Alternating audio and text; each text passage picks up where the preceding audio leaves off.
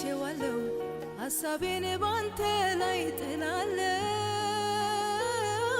ትቼዋለሁ ጭንቀቴን ባንተ ላይ ጥላለሁ ብታስብልኝ አምላኬ በሰማይ አለህልኝ።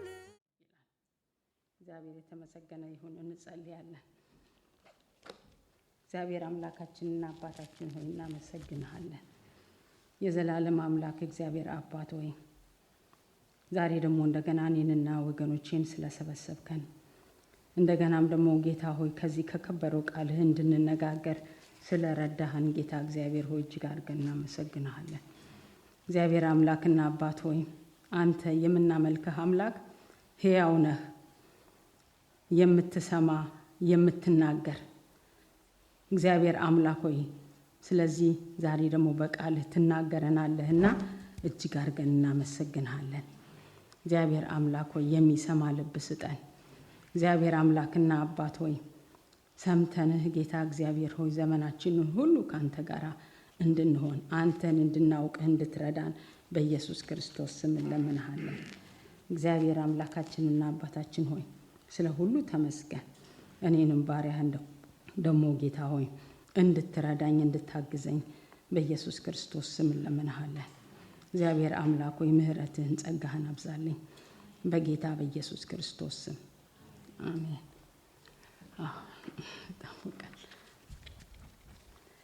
እሺ ጃፖኒ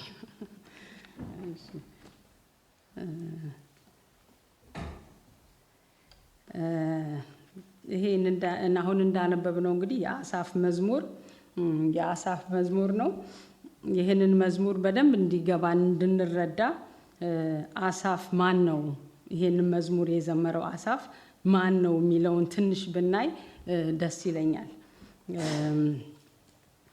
አሳፍ እንግዲህ እዚህ የመዝሙር ውስጥ እዚህ በዳዊት መዝሙር በተካተቱት ውስጥ ወደ 12 የሚሆኑ መዝሙሮች አሉት እና ምንድነው አሳፍ ማን ነው ብለን ስንል ወደ አንደኛ ዜና ሄደን ስናይ የመዘምራን አለቃ የነበረ በዳዊት ዘመን ዳዊት በንግስናው ዘመን የመዘምራን አለቃ የነበረ ሰው ነው።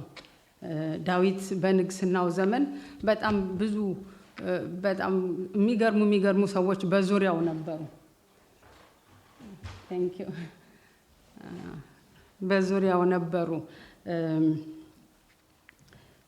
ብቻውን አልነበረም እና የጦር አለቆች ነበሩት።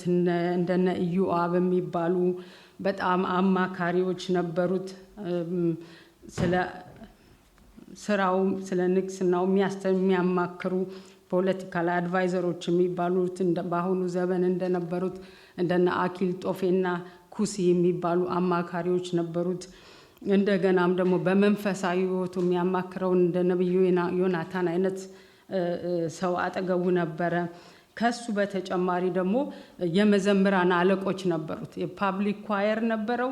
በዛ ፓብሊክ ኳየር የመዘምራን አለቆች ነበሩትና እዚህ አንደኛ ዮሐንስ ምዕራፍ 25 ላይ ስናይ ዳዊት ምን ይላል? ቁጥር 1 ላይ ዳዊትና የሰራዊቱ አለቆች ከአሳፍና ከኤማን ከኢዶታም ልጆች በመሰንቆና በበገና በጽናጽን ትንቢትን የሚናገሩ ሰዎችን ለማገልገል ለዩ ይላል። አንደኛ ዮሐንስ ምዕራፍ 25 ከቁጥር 1 ጀምሮ ነው እና እነዚህን ኤማን የሚባል ኢዶታምና አሳፍ የሚባል የመዘምራን አለቆች እንደነበሩት ይናገራል። እና እነዚህ የመዘምራን አለቆች እነሱ ልጆቻቸው በቃ ዘሮቻቸው ሁሉ ነው የሚዘምሩት እና ግን እነዚህ የአሳፍና የኢዶታም የኤማን ፋሚሊስ ናቸው ማለት ነው የሚዘምሩት። እና የእነሱን ስም ዝርዝር ይዘረዝርና ከታች ምን ይላል? ቁጥር 6 ላይ ደግሞ እነዚህ ሁሉ በእግዚአብሔር ቤት በጸናጽል በበገና በመሰንቆ ይዘምሩ ነበር፣ በእግዚአብሔር ቤት ያገለግሉ ዘንድም ከአባታቸው እጅ በታች ነበሩ። አሳፍም ኢዶታምም ኤማንም ከንጉሱ ትእዛዝ በታች ነበሩ ይለናል። እንግዲህ እዚህ ጋር ባየነው አሳፍ በዳዊት ዘመን የመዘምራን አለቃ ሆኖ ያገለግል እንደነበረ እናያለን። በሌላ ቦታም ደግሞ ስናየው በዚህ በዳዊት ዘመን ብቻ አይደለም አሳፍ ያገለገለው፣ በሰለሞንም ዘመን እንዲሁ የመዘምራን አለቃ ሆኖ አገልግሏል። ሁለተኛ ዜና ላይ ደግሞ ሄደን ስናይ ቤተ መቅደሱ ከተሰራ በኋላ ቤተ መቅደሱ ተመርቆ ሲገቡ በነበረው በዓል ላይ አሳፍ የመዘምራን አለቃ ነበር እዛ እና ሁለተኛ ዜና 5 ላይ ሄደን ስናይ አሁንም እንዲህ ይለናል። ይሄ በሰለሞን ዘመን ነው። አሳፍና ኤማን ኢዶታምም ልጆቻቸውም ወንድሞቻቸውም ጥሩ በፍታ ለብሰው ጽናጽልና በገና መሰንቆም እየመቱ በመሰዊያው አጠገብ በምስራቅ በኩል ቆመው ነበር። ከነሱም ጋራ 120 ካህናት መለከት ይነፉ ነበር።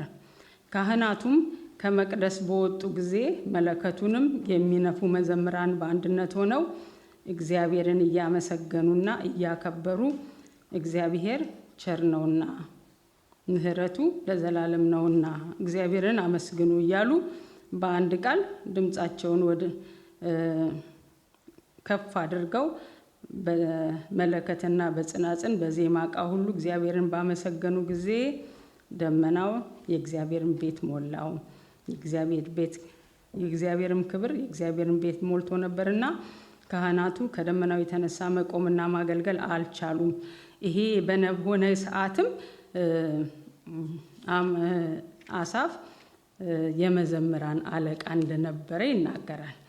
ከዛም ሌላ ደግሞ የመዘምራን አለቃ ከመሆኑም በተጨማሪ አሳፍ ማን ነው ደግሞ ስንል አሳፍ ነብይ የነበረ ሰው ነው። ቅድም እንዳነበብነው ዳዊት ሲሾም ምንድን ያለው? ትንቢትን የሚናገሩ በእግዚአብሔር ቤት እየዘመሩ ትንቢትን የሚናገሩ አለ። በዛን ጊዜ ሲዘምሩ በመዝሙራቸው ውስጥ ትንቢት ይመጣ ነበረ እና ልክ እንደዛው አሳፍም የሚታወቅበት 2 ትንቢቶች አሉት፣ በጣም የታወቁ ማለት ነው። አንደኛውን የምናገኘው አሁን ቅድም ካነበብኩላችሁ ክፍል አጠገብ ነው። መዝሙር 74 ላይ አንድ ፔጅ ወደ ኋላ ብትሄዱ በድሮ ትርጉም ነው የማነበው። አዲሱ መደበኛ ትርጉም አይደለም ያስኩት። መዝሙር 74 ላይ እዛ መቅደሱ ሲመረቅ ተመርቆ ሲከፈት እንደዘመረው ሁሉ ምን ብሏል? መቅደሱ እንደሚፈርስ ተናግሮ ነበረ። መቅደሱ በእሳት እንደሚቃጠል አስቀድሞ ተናግሮ ነበረ እና መዝሙር 74:7 ላይ ምን ይላል? መቅደስህን በእሳት አቃጠሉት፣ የስምህንም ማደሪያ በምድር ውስጥ አረከሱ ብሎ ከ400 ዓመት በኋላ የሚፈጸመውን ትንቢት አስቀድሞ ተናግሮ ነበረ። ሌላው አሁንም የአሳፍ ትንቢት መዝሙር 78 ላይ ያለው ነው። መዝሙር 78 ላይ ደግሞ ቁጥር 2 ላይ ምን ይላል? አፌን በምሳሌ እከፍታለሁ። ይሄን አዲስ ኪዳን ውስጥ ኢየሱስ ክርስቶስ ካስተማረ በኋላ ሲጠቅሱ ሰምታችኋል። አፌን በምሳሌ እከፍታለሁ፣ ከቀድሞ ጀምሮ ያለውን ተምሳሌት እናገራለሁ ብሎ ማቴዎስ 13 ላይ ኢየሱስ ክርስቶስ በምሳሌ ካስተማረ በኋላ በምሳሌ ከተናገረ በኋላ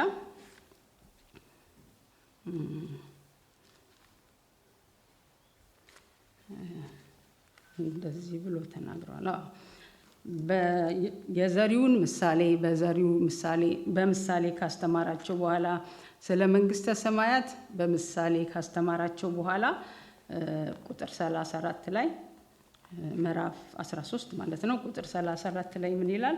ኢየሱስም ለሕዝቡ ሁሉ በምሳሌ ተናገረ፣ በነቢዩም በአሳፍ በምሳሌ አፌን እከፍታለሁና ዓለም ከተፈጠረ ጀምሮ የተሰወረውን እናገራለሁ የተባለው ይፈጸም ዘንድ ይህን ምሳሌ ያለ ምሳሌ አልተናገረችውም ይላል። እና እንግዲህ አሳፍ ማን እንደሆነ በትንሹ አይተናል። ማነው? በዳዊትና በሰለሞን ጊዜ ዘመነ መንግስት የነበረ የመዘምራን አለቃ ነበረ። እንደገናም ደግሞ ነብይ የነበረ ሰው ነበር ማለት ነው። ለምንድን ነው ይሄንን ስለሱ ማየት የፈለኩት? እንደው ከመዝሙሮቹ የተነሳ እንደው ዝም ብሎ አይነት ሰው እንዳይመስለን አሳፍ። ምክንያቱም ሌላም መዝሙር አለው። እግሮቼ ሊንሸራተቱ ደረሱ በኃጢአተኞችን ሲሳካላቸው አይቼ በኃጢአተኞች ቀንቼ የሚልም ሌላ ቦታ መዝሙር አለውና እንደዛ ዝም ብሎ አይነት ሰው ደከም ያለ ሰው ወይም በመንፈሳዊ ህይወቱ እንደወጣ ገባ የሚል አይነት ሰው እንዳልሆነ ይሄ ሰው እንግዲህ የነብይ የነበረ አምልኮ የሞላበት ትንቢት የሞላበት ሰው እንደሆነ እንድናይ ብዬ ነው። እና ይሄ አሳፍ አንድ ቀን ምን ይለናል? እዚህ ቁጥር 77 ላይ ሲዘምር በቃሌ ወደ እግዚአብሔር ጮህኩ ይላል። በቃሌ ወደ እግዚአብሔር ጮህኩ። እንዲህ በልቤ አይደለም ወይም በሌላ ነገር አይደለም፣ ድምፅ አውጥቼ ነው የሚለው። በቃሌ ማለት ድምፅ አውጥቼ ነው የሚለው። ድምፅ አውጥቼ ጮኬ ወደ እግዚአብሔር ጮህኩ። ደግሞ ጩኸቱንም ሲናገር አድራሻ አለው። ጩኸቱ ወደ ሌላ አይደለም የጮኸው፣ ወደ እግዚአብሔር ነው ጮህኩ የሚለው። ወደ ትክክለኛው አድራሻ ነው የጮኸው። ይሰማኛል ብሎ መጮህ ወዳለበት ቦታ ነው የጮኸው። ወደ ንጉሱ አልጮኸም። ያው እንግዲህ እንዳየነው ለንጉሱ የቅርብ ሰው ነው። ንጉሱ ደግሞ ንጉስ ብዙ ነገር ሶልቭ ማድረግ ይችላል አይደል? አንዳንድ ጊዜ በስልጣን በገንዘብ ሶልቭ ሊሆኑ የሚችሉ ነገሮች አሉ። ግን ወደ እግዚአብሔር ነው ጮህኩ የሚለው። ወደ ትክክለኛው ቦታ ነው የጮኸው። ስልጮህ ወዴት መጮህ እንዳለብን እንድናውቅ ያሳየናል። ይሄ እሱ ትክክለኛውን አድራሻውን አይቷል። እንደውም አስረግጦ ይናገረዋል። ቁጥሩ እንደገና ሁለተኛው እንትን ላይ በቃሌም ወደ እግዚአብሔር ነው እሱም አደመጠኝ ይላል። እና ወደ እግዚአብሔር ጮኸ፣ ጮክ ብሎ ጮኸ፣ እግዚአብሔርም እንዳደመጠው ይናገራል። አንዳንድ ጊዜ ችግር ሲመጣብን ከኛ በላይ የሆነ ነገር ሲመጣብን የሚያስጨንቅ ነገር ሲመጣብን ወዴት እንጮሃለን? ብዙ ጊዜ አጠገባችን ወዳለው ነው ሶልቭ ሊያደርግልን የሆነ ነገር በቃ ጥያቄው ሊፈታልን ይችላል ወደሚል ሰው ብዙ ጊዜ እንሄዳለን። አቅም ካለንም በገንዘባችን ልናቃልለው እንሞክራለን። ሌላ ቦታ መዝሙረ ዳዊት ላይ እዚሁ ዳዊት ምን ብሎናል? አይኖቼን ወደ ተራሮች አነሳው ይላል። ወደ ተራሮች አነሳው። እዛ ግን ረዳት የለም ማለት። አንዳንድ ጊዜ ግን በቃ ትልቅ ሆነው ስናያቸው ጉብ ብለው ስናያቸው መልስ የሚሰጡን ይመስለናል። እና አይኖቼን ወደ ተራሮች አነሳው። ስልጣን ኖሯቸው ስናያቸው መልስ የሚያመጡልን ይመስለናል። ገንዘብ እንዲህ አይነት ነገር በቃ አይኖቻችን ወደ ሌላ ይኖራሉ። ግን እዛ ረዳት የለም። ረዳት ያለው እግዚአብሔር ጋር ብቻ ነው። እና አሳፍ ይሄንን የተረዳ ሰው ስለነበረ ወደ እግዚአብሔር ጮኩ ይላል። እንደውም ምን ይላል? ዝቅ ብሎ ቁጥር 2 ላይ ይሄንን ወደ እግዚአብሔር የሚጮህበትን ምክንያት የመከራ ቀን ይላል። የሚጠራው የመከራዬ ቀን ብሎ ነው የሚጠራው። በመከራዬ ቀን እግዚአብሔርን ፈለኩት። ምን አይነት መከራ እንደደረሰበት ባይነግረንም፣ መከራው ምን እንደሆነ ለምን እንደመጣ ባይነግረንም፣ ግን አንድ በጣም ትልቅ መከራ በፊቱ እንደመጣ ይነግረናል። በመከራዬ ቀን ወደ እግዚአብሔርን ፈለኩት ይላል። እጆቼም በሌሊት በፊቱ ናቸው። ሌሊትም እንደነበረ ይነግረናል። ማለት ሰው ሁሉ የሚያርፍበት ሰው ሁሉ የሚተኛበት ሰዓት ነው። ለሱ ግን የመኝታ የረፍት ሰዓት አልነበረም። እጆቼን በሌሊት በፊቱ ናቸውና አላረፍኩም ይላል። ደግሞ ረፍትም አልነበረኝም ይላል። ምን ያህል መከራው ትልቅ እንደነበረ ሊያስረዳን ይመስለኛል። አንዳንድ ጊዜ እግዚአብሔር ክብሩን እሱ መውሰድ ሲፈልግ፣ ትልልቅ ክብር መውሰድ ሲፈልግ ዝም ብሎ ሳይሆን አናሳ ሳይሆን ከፍ ያለ ክብር መውሰድ ሲፈልግ ከፍ ያለ ቻሌንጅ ወደ ህይወታችን ያመጣል። በቃ ማያልፉ የሚመስሉ የመከራዬ ቀን ብለን የምንጠራቸው የሚመስሉ ነገሮች ያመጣል ወደ ህይወታችን። እንደዛ የሆነበት ይመስላል። አላረፍኩም ማለት እና ወደ እግዚአብሔር ጮሆ እጆቹን ዘርግቶ ካለ ማረፍ በትክክል ጮሆ ደግሞ እሱም አደመጠኝ ብሎ በዚህ በጸሎት ቦታ ላይ ሆኖ በቃ ጮኩ፣ ለእግዚአብሔር ነገርኩት፣ እጆቼን ዘርግቼ ሳላርፍ ነገርኩት እና በቃ እፎይ አልኩኝ፣ ተጽናናሁ ይላል ብለን ስንጠብቅ እሱ ግን ምን ይላል? ነፍሴ መጽናናትን አልቻለችም ማለት። ነፍሴ መጽናናትን አልቻለችም። ወደ ትክክለኛው ቦታ እየጸለየ ጸሎት ቦታ ላይ ሆኖ እንዴት አይሄድም? መጽናናት ሰው ጸልዮ ሲነሳ ተጽናንቶ ነው የሚነሳው። አሳፍ ግን አልተጽናናሁም ይለናል እዚህ ጋር እና ቁጥር 4 ላይ እንደው ቆም ብሎ ያሰበ ይመስላል። ለምን ብሎ ያሰበ ነገር ይመስላል እዚህ ጋር እና ቁጥር 3 ላይ ይቅርታ፣ ቁጥር 3 ላይ ምን ይላል? ከዛ ቀጥሎ እግዚአብሔርን አሰብኩት አለ። እግዚአብሔርን አሰብኩት አለ። እስካሁን ምን እያሰበ ነበር? ለካም የሚጸልየው እስካሁን የሚጸልየው ምናልባት ችግሩን እያሰበ ነበር የሚጸልየው፣ መከራውን እያሰበ ነበር የሚጸልየው። ደሞ እንዴት ሊሆን ነው? ደሞ ይሄ ነገ ዛሬ ካልተመለሰ ይሄ ነገር ደሞ ነገ እንዴት ሊሆን ነው እያለ እያገዘፈ መከራውን ከፍ እያደረገ ነበር የሚጸልየው። ስለዚህ ምን አለ? መጽናናት አልቻልኩም ማለት እና ልክ ቁጥር 3 ላይ እግዚአብሔርን አሰብኩት ይልና እኔ በያዝኩት በዚህ መጽሐፍ ላይ ደስም አለኝ ነው የሚለው። በአዲሱ መደበኛው ትርጉም ላይ ይሄ ቃል የለም፣ ግን ሐሳቡ ጀነራሊ አንድ ነው። እግዚአብሔርን አሰብኩት ደስም አለኝ አለኝ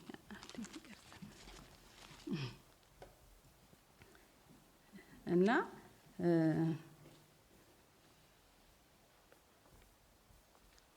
እግዚአብሔርን ማሰብ ሲጀምር እንትኑ እየተወ መጣ ፍርሃቱ። እኔም ይዣለሁኝ እኮ ታንክ ዩ ጌታ ይባርካችሁ። እግዚአብሔርን ማሰብ ሲጀምር ለካ ከችግሩ ላይ አይኖቹን ሲያነሳ፣ ከጭንቀቱ ላይ አይኖቹን ሲያነሳ ነገሩ ችግሩ እያለ የሚጮህበት ነገር እያለ ወደ ሌላ ነገር ውስጥ ሲገባ እናየዋለን። ሲጀምር የሚጀምረው እግዚአብሔር ፊት እየጮህኩ እጆቼን ዘርግቼ አላርፍም እያለ የሚለው የነበረው መጽናናት ያልቻለው እግዚአብሔርን አሰብኩት ካለ በኋላ እግዚአብሔርን ማሰብ ሲጀምር እንዲያውም አይኖቼ ፈዘዘች ይላል።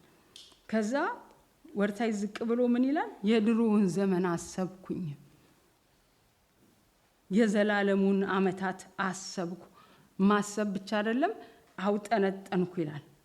ቆይ እንዴት ነበር እግዚአብሔር ግን? እንዴት ነበር ለአባቶቼ እግዚአብሔር?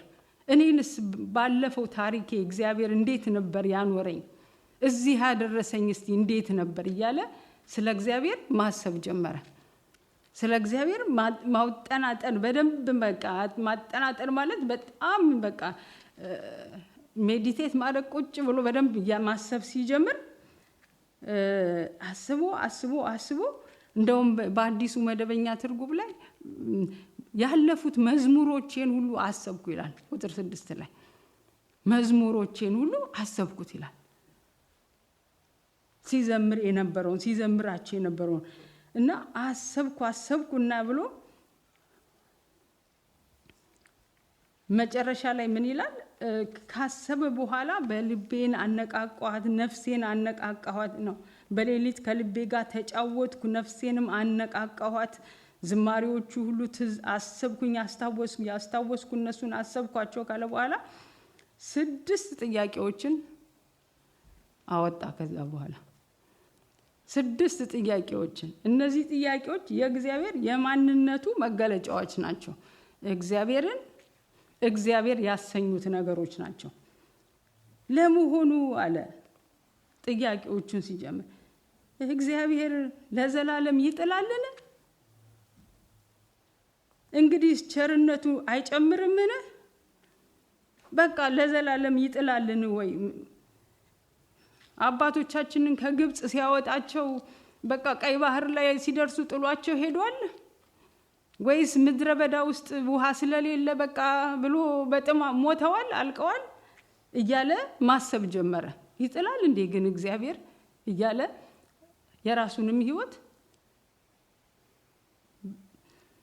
በራሱ በዘመኑ የአባቶቹንም ህይወት ባለፈው ዘመን የድሮውን ዘመን አሰብኩ ነው የሚለው ማሰብ ጀመረ። እንግዲህ ቸርነቱ አይጨምርምን? በቃ አንድ ጊዜ ቸር ሆኖ በቃ ከዛ ወዲያ በቃ ያቆማል? የተወሰነ ጊዜ ላይ ያቆማል? ሁሉ ጊዜ እግዚአብሔር ቸር አይደለም ማለት ነው አለ። ለተወሰነ ጊዜ ብቻ ነው ቸር እየሆነ የሚሄደው? ለዘላለምስ ምህረቱ ለልጅ ልጅ ተቆረጠችን? ምህረቱስ ለተወሰነ ትውልድ ብቻ ነው? ከዛ ወዲያ ይቆማል? መዝሙሮችን አሰብኩ ብሏል። እዛ ጋር ቅድም አንብበናል አይደለም? ምን እያለ ይዘምር እንደነበረ የእስራኤላውያኖች በቃ ትልቁ መዝሙራቸው ምንድነው? ቸር ነውና እግዚአብሔር ለዘላለም ነውና እግዚአብሔርን አመስግኑ የሚለው መዝሙር ዘምሯል እኮ። እዚህ ጋር መጥቶ እንዴት ምህረቱ ለልጅ ልጅ አይደርስም? ተቆረጠ በቃ የተወሰነ ትውልድ ላይ ሄዶ ቆሟል ማለት ነው ብሎ ጠየቀ። የተናገረውንስ ቃል አልቋልን? እግዚአብሔር አይናገርም ማለት ከእንግዲህ ወዲያ ለማለት ይመስለኛል። እግዚአብሔር ሞገሱን ረሳን? በቁጣውስ ደግሞ በቁጣው ምህረቱን ዘጋውን? እግዚአብሔር ሲቆጣ በቃ ሁለተኛ ተመልሶ ይቅር አይልም ማለት ነው እያለ እነዚህን አይነት ጥያቄዎች ጠየቀና ልክ እግዚአብሔርን ማሰብ ሲጀምር እነዚህን ጥያቄዎች ጠይቆ ለእያንዳንዱ ጥያቄ መልሱ ኖ አይ ኧረ እግዚአብሔር ለዘላለም አይጥልም፣ እሱ ያው ነው፣ ሁሌም ነው፣ አንድ ነው፣ አይለወጥም፣ ቸርነቱ አይጨምርምን? የትም አይቋረጥም የእግዚአብሔር ቸርነት። ደግሞ ምህረቱም ለዘላለም ነው፣ ምህረቱ ለዘላለም ነው ብለን ዘምረናል። ልክ ነው፣ ለዘላለም ነው ብሎ ለእያንዳንዱ ጥያቄ መልሱን ሰጠና ምን አለ መጨረሻ ላይ ቁጥር 10 ላይ ይሄ ድካሜ ነው አለ። ድካሜ ነው፣ የልዑል ቀኝ እንደተለወጠ ማሰቤ፣ የእግዚአብሔር ክንድ እንደተለወጠ ማሰቤ ይሄ የኔ ድካም ነው አለ። መልሱን አገኘው። መቼ? እግዚአብሔርን ሲያስብ። አሁን ይሄ ሰውዬ ችግሩ ጋር ነው እኮ፣ እዛው መከራው ውስጥ እኮ ነው። ገና መከራው ስለ ጮህበት ጉዳይ ተመለሰለት የሚል ነገር የለም። እዛው ቁጭ ብሎ ጭራሽ እግዚአብሔር ስለመሆኑ የእግዚአብሔርነት መገለጫ ባህሪዎቹን ተነተነና አየና እነዚህ ሁሉ ትክክል ናቸው አለ። በቃ እግዚአብሔር እንደዚህ ነው፣ ዛሬም እንደዚህ ነው፣ ዛሬም አልተለወጠም እግዚአብሔር። እኔ በምንም አይነት ውስጥ ብሆን፣ በምንም ነገር ውስጥ ብሆን እግዚአብሔር እንደዛው ነው አለ። አንዳንድ ጊዜ ችግራቻችንን በጸሎት ቦታም ሆነን ችግሮቻችንን ብቻ የምናስብ ከሆነ መጽናናት አይቻልም። ከአሳፍ ሕይወት የምንማረው ነገር ግን ችግሩን ትተን እግዚአብሔርን ማሰብ ስንጀምር እግዚአብሔር ማን እንደሆነ እየገባን ሲመጣ እግዚአብሔር በአይምሯችን እየገዘፈ ሲመጣ ችግራችን ደግሞ እያነሰብን ይሄዳል። ችግሩ ቀንሶ አይደለም፣ ሳይዙም አልቀነሰም፣ ችግሩ ምኑም አልቀነሰም። ግን ሪላቲቭሊ እግዚአብሔርን በትልቅነቱ በግርማው እየተረዳ ነው ስንሄድ የኛ ችግር ደግሞ እያነሰብን ይሄዳል። እዚህ ጋር ቁጥር 3 ላይ አሳፍን አጸላለዩን እንዲቀይር ያደረገው እኔ እንደው መንፈስ ቅዱስ ይመስለኛል። ለምን ብንል እኛ እንደው በመጸለያው ቦታ እንሁን እንጂ እኛ እግዚአብሔርን ለመጸለይ እንንበርከክ እንጂ ሮሜ 8 ላይ ይላል አይደለ? እስቲ ሄደን እናነበው።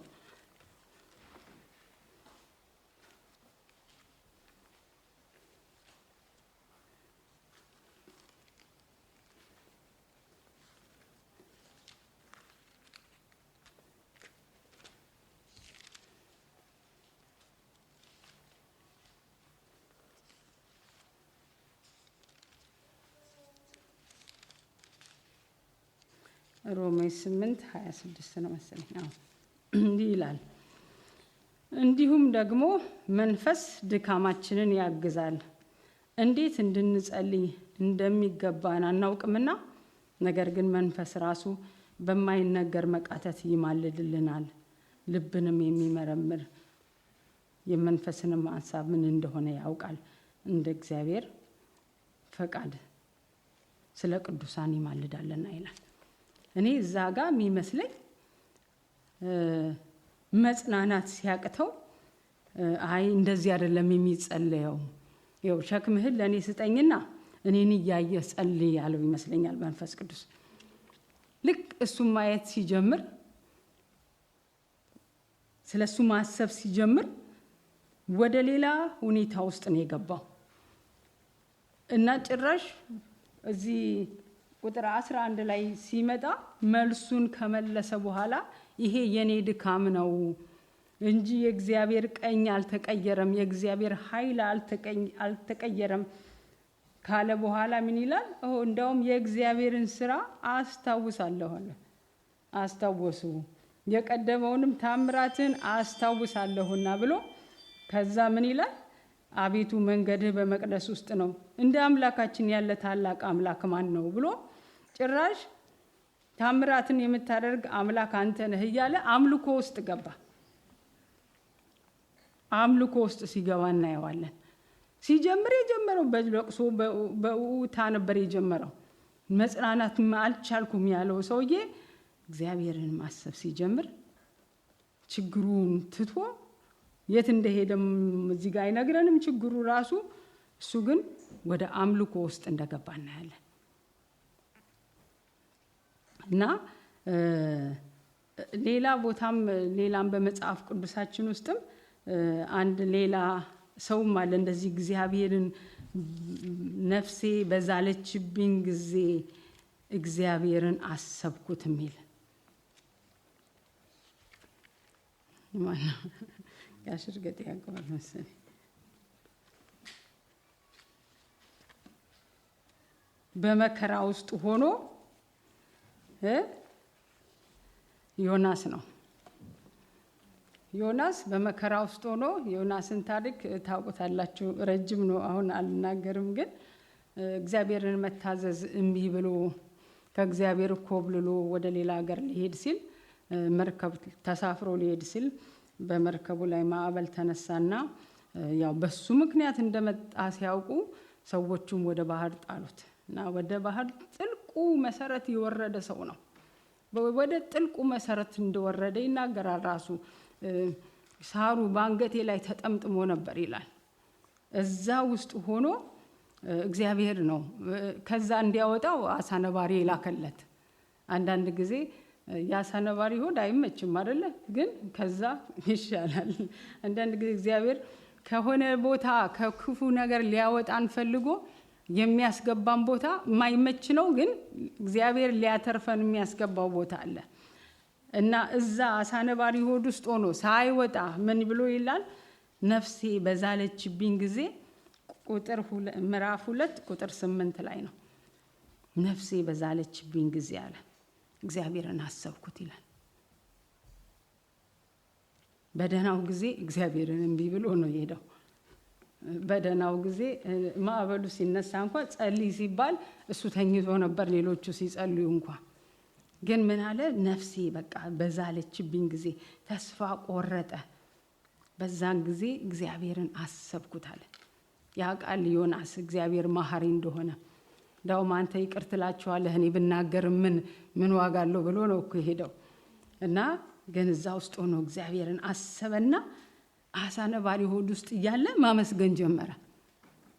ሳይወጣ እዛው ውስጥ እያለ ምን ይላል? እኔ ግን በምስጋና ቃል እሰዋልሃለሁ፣ የተሳልኩትን እከፍላለሁ፣ ደህንነት ከእግዚአብሔር ዘንድ ነው አለ ይላል። ከዛ በኋላ ነው እግዚአብሔር አሳውን ወደ ምድር ላይ እንዲተፋው አዘዘው ይላል።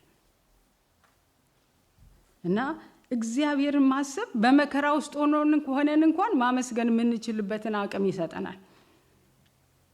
ለምን ብትሉ እግዚአብሔር መጀመሪያ የሚፈልገው እኛን መፈወስ ነው የሚፈልገው።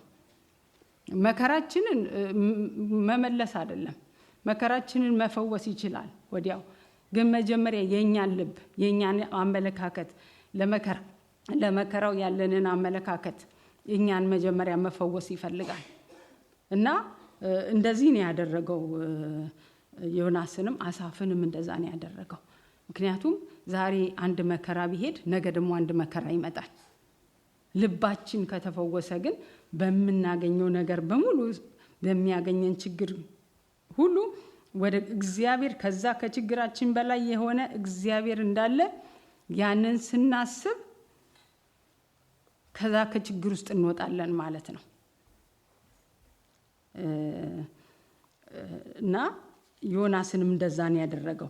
ሌላ በጣም በመጽሐፍ ቅዱሳችን ላይ በመከራ የሚታወቅ ሰው ኢዮብን ነው። ደግሞ ኢዮብን ትንሽ አይተን እንምጣ። ኢዮብ ጋም ልክ እንደዚህ ነው ያደረገው እግዚአብሔር። የሚገርመው ኢዮብንም ታሪኩን በሙሉ አላወራም፣ ግን የኢዮብ መጽሐፍ ሄዳችሁ ማንበብ ትችላላችሁ። ማለት የምፈልገው ኢዮብን እግዚአብሔር ስለ ኢዮብ ሲናገር የሚናገረው ነገር አለ። እግዚአብሔር ኢዮብን ዲስክራይብ ሲያደርገው ወይም ሲጠራው እንዲህ ብሎ ነው የሚጠራው። በውኑ ባሪያዬ ኢዮብን አየኸውን? እሱም ይልና ፍጹም ቅን፣ እግዚአብሔርን የሚፈራ፣ ከክፋት የራቀ። እግዚአብሔር ነው ስለ ኢዮብ እንዲህ የሚናገረው። ሰዎች አይደሉም የሚመሰክሩለት። 2 ቦታ 4ቱንም ነገሮች ጠቅሶ እግዚአብሔር ስለ ኢዮብ ተናግሯል። እና ይሄን ኢዮብ እግዚአብሔር ተወራርዶበት መከራ ውስጥ ገባ። እና በአንድ ቀን ልጆቹ በአንድ ቀን ከብቶቹ በሙሉ ያለው ነገር በሙሉ እንዳጣ መጽሐፉን ሄደን ስናነበው እናያለን። እና በቃም አለኝ የሚለው ነገር ሁሉ እንደጠፋና ኢዮብ ግን ያለው ነገር የያዘው ነገር ሀብቱም ልጆቹም ንብረቱም ሁሉ ነገሩ የእግዚአብሔር ነው። የእግዚአብሔር ነበረ፣ ወሰደ። የራሱ ነበረ፣ የራሱ ወሰደን ያለው ልክ እንደዛ ማለት ነው። አሁን እኛ የራሳችን ነገር የራሳችን ነው የሚመስለን። ብራችን የራሳችን ነው የሚመስለን አይደል? ጤናችን የራሳችን ነው የሚመስለን አንዳንድ ጊዜ። ስራችን ሁሉ ነገር ግን አይደለም። ኢዮብ ያለው የእሱ ነበረ፣ ወሰደ። እሱ ሰጠ፣ እሱ ወሰደ። አልበደለም ልላችሁ ነው። ከዛ ጤናውን ደግሞ ቀጠለ። መከራው ደግሞ ጤናው ጋር መጣ። ጤናውን በሙሉ በገል ያክ ነበር ይላል። እና በዛ ውስጥ ሆኖ መንፈሳዊ ህይወቱ እግዚአብሔርን አለመካዱ፣ እግዚአብሔርን አለመስደቡ እንደው እሱ ብቻ ሲቀር ሰይጣን ለሱ መካሪዎች አመጣለት። በመንፈሳዊ ህይወቱ ደግሞ ሊጎዱት እግዚአብሔርን ሊያሰድቡት በቃ የሚችሉ የሚያውቁ የተማሩ የሚመስሉ የሚያማካሪ የሚመስሉ ግን የሚያማክሩ ሳይሆኑ የሚያደክሙ ቃል የሚጠቅሱ እንዲህ ተብሎ ተጽፏል እያሉ የሚሉ ሰዎች ደግሞ መጡለት። እና በዛ ውስጥ ሁሉ ሆኖ ኢዮብ እግዚአብሔርን አልበደለም። ከዛ መጨረሻ ላይ ምዕራፍ 28 ላይ የሚገርመው እግዚአብሔር ኢዮብን ሊያነጋግር መጣ። መከራው እንዳለ ነው። ሁሉ ነገሩ እንዳለ ነው። እዛ ጋር መከራው ተመለሰለት ወይም ይሄ ነገር ተመለሰለት የሚል የለም። እግዚአብሔር ግን የፈለገው ኢዮብ እሱን እንዲያውቀው፣ እሱን እንዲያየው፣ በግርማው በክብሩ እንዲያየው ነው የፈለገው። እና ምን ይላል እዚህ ጋር ሲጀምር ምዕራፍ 38 ላይ እግዚአብሔር በአውሎ ንፋስ ውስጥ ሆኖ ለኢዮብ መለሰ እንዲህም አለ፣ ያለ እውቀት የሚነገር ቃል ምክርም የሚያጨልም ይህ ማን ነው? እንግዲህ እንደ ሰው ወገብህን ታጠቅ፣ ጠይቃለሁ፣ አንተም ተናገረኝ ብሎ እግዚአብሔር ኢዮብን ለመሆኑ እኔ ምድርን በመሰረትኩ ጊዜ አንተ ከኔ ጋራ ነበርኮይ? ከኔ ጋራ? ልክ ምድር ምን ያህል ሰፊ እንደሆነ ታውቃላችሁ አይደል? እዚህ ጋር ምንድነው የሚለው? ልክ በመለኪያ እንደዚህ በገመድ ስለካት አንተ ነበርኮይ ያኔ። ይሄንን እንደለካው አታውቅም ይለዋል። ምን ያህል ትልቅ አምላክ እንደሆነ ሊነግረው። አለፍ እያልኩ ነው መነግራችሁ፣ በጣም ብዙ ነው። ባህርን እስከ ከጥልቅ ከማህፀን ውስጥ እንደሚወጣ ሲወጣ ባህርን ገደብ ያበጀሁለት፣ ከዚህ እንዳታልፍ ብዬ ገደብ ያበጀሁለት እኔ መሆኑን አታውቅም?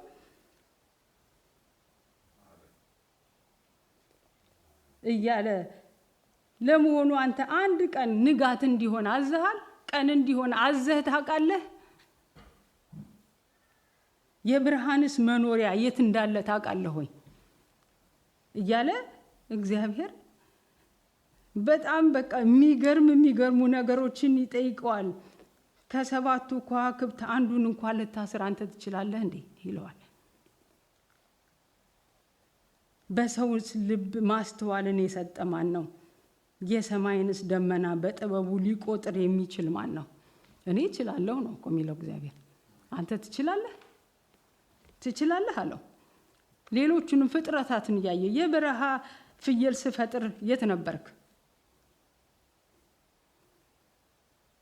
ለፈረሱስ ጉልበት ስሰጠው የት ነበርክ? ጉማሬን ስፈጥር አንተ የት ነበርክ?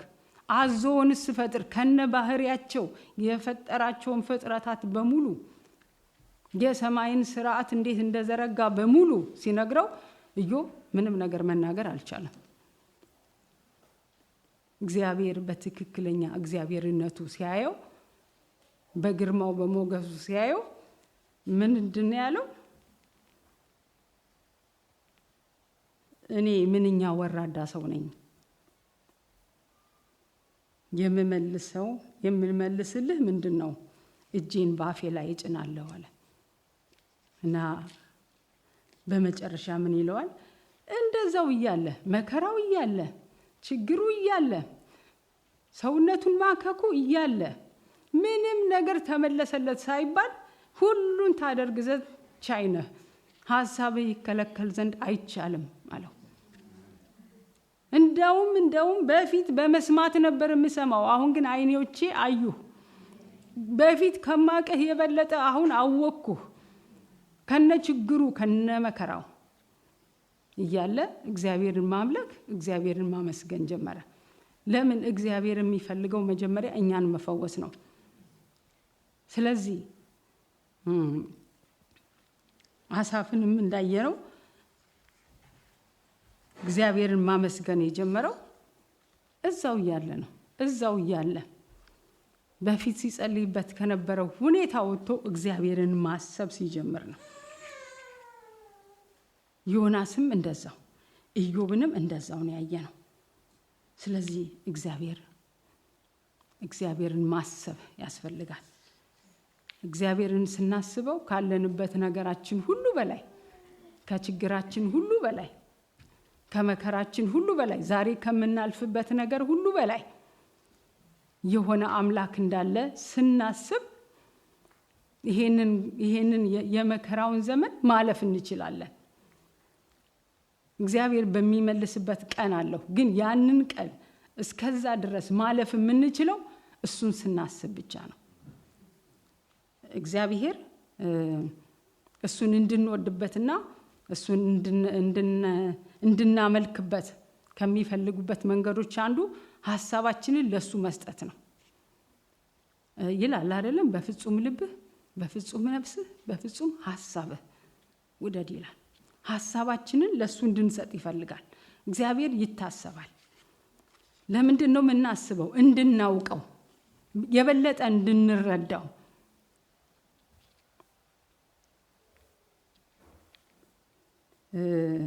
እረፉ ይላል አይደል? አንድ ቦታ እረፉ።